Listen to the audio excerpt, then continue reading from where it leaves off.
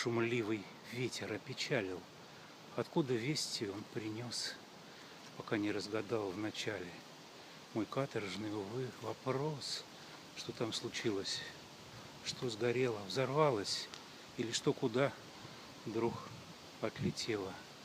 Как незрело мы думаем, и сквозь года все весть торопится к открытию и опрокинуть, а затем нас вознести в корыте бытия, чтобы не свергнуть в ад, как всех.